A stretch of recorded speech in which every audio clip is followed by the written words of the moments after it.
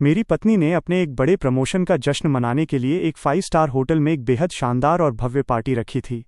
अपनी स्पीच के दौरान उसने मेरी तरफ इशारा किया और अपने अमीर दोस्तों से कहा कि मैं एक आलसी बोझ हूं जो उसकी ज़िंदगी में कुछ भी योगदान नहीं देता।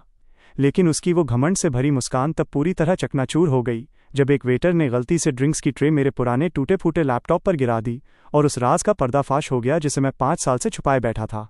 जब सारा और मेरी शादी हुई थी तब उसके पास अपनी खुद की इंटीरियर डिज़ाइनिंग फर्म शुरू करने के सपने के अलावा कुछ नहीं था।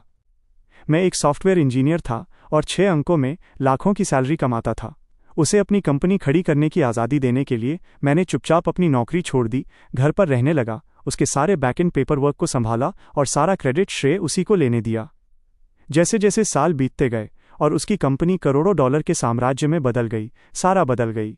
वो बड़े बड़े अरबपतियों के साथ उठने बैठने लगी और उसे मुझसे शर्म आने लगी।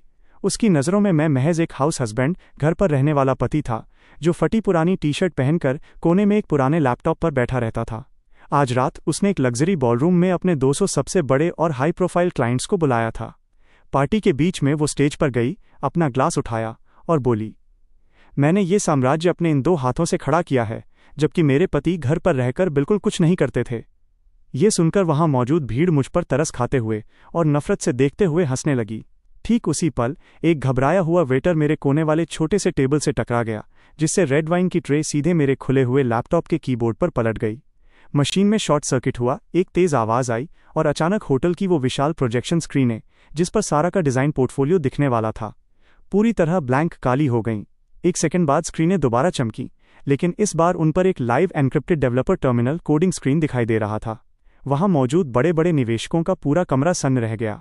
स्क्रीन पर फर्नीचर की तस्वीरें नहीं थीं, बल्कि उस पर एक ग्लोबल साइबर सिक्योरिटी डैशबोर्ड था जो एक बेहद गोपनीय अरबों डॉलर के फिनटेक एल्गोरिदम को मैनेज कर रहा था। स्क्रीन के सबसे ऊपर एक बड़ा लाल अलर्ट चमक रहा था, सिस्टम से समझौता हुआ, अधिकृत डेवलपर लियो वेंस, ट्रेडिंग ऑपरेशंस रोके जा रहे हैं। सारा का मुंह खुला का खुला रह गया, उसका चेहरा पूरी तरह सफ़ेद पड़ गया और उसे पसीना आने लगा, जबकि उसके सबसे बड़े निवेशक घबराहट में अपने फ़ोन चेक करने लगे। उनमें से एक अरबपति अपनी जगह से खड़ा हुआ, फटी आंखों से मेरी तरफ देखा और हकलाते हुए बोला, तारांकन, आप लियो वेंस हैं, वो गुमनाम डेवलपर जिसने पूरे डिजिटल बैंकिंग सिस्टम की नींव रखी थी। मैं चिल्लाया नहीं, मुझे गुस्सा भी नहीं आया। मैंने शांति से अपनी आस्तीन से रेड वाइन की एक बूंद पोंछी, उस बंद हो चुके लैपटॉप को समेटा और सीधे मुख्य स्टेज की तरफ बढ़ गया। मैंने अपनी कांपती हुई पत्नी के हाथ से माइक ले लिया।